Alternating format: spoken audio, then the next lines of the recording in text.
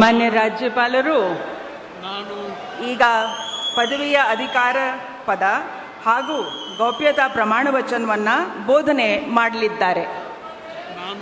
ನಾನು ಡಿ.ಕೆ. ಶಿವಕುಮಾರ್ ಎಂಬ ಹೆಸರಿನಾದ ನಾನು ಕಾನೂನು ಮೂಲಕ ಸ್ಥಾಪಿತವಾದ ಭಾರತದ ಸಂವಿಧಾನ ವಿಷಯದಲ್ಲಿ ನಿಜವಾದ ಶ್ರದ್ಧೆ ಮತ್ತು ನಿಷ್ಠೆಯನ್ನು ಹೊಂದಿರುತ್ತೇನೆಂದು ನಾನು ಭಾರತದ ಸಾರ್ವಭೌಮತ್ವವನ್ನು ಮತ್ತು ಅಖಂಡತೆಯನ್ನು ಎತ್ತಿ ಹಿಡಿಯುತ್ತೇನೆಂದು ಮತ್ತು ಕರ್ನಾಟಕ ರಾಜ್ಯದ ಮುಖ್ಯಮಂತ್ರಿಯಾಗಿ ನನ್ನ ಕರ್ತವ್ಯವನ್ನು ಶ್ರದ್ಧಾಪೂರ್ವಕವಾಗಿ ಮತ್ತು ಅಂತಃಕರಣಪೂರ್ವಕವಾಗಿ ನಿರ್ವಹಿಸುತ್ತೇನೆಂದು ಭಯ ಅಥವಾ ಪಕ್ಷಾತೀತವಲ್ಲದೆ ರಾಗ ದ್ವೇಷವಿಲ್ಲದೆ ಎಲ್ಲ ಬಗೆಯ ಜನರಿಗೆ ಸಂವಿಧಾನಕ್ಕೆ ಮತ್ತು ಕಾನೂನಿಗೆ ಅನುಸಾರವಾಗಿ ನ್ಯಾಯಯುತವಾಗಿ ಮಾಡುತ್ತೇನೆಂದು ನನ್ನ ವೀರ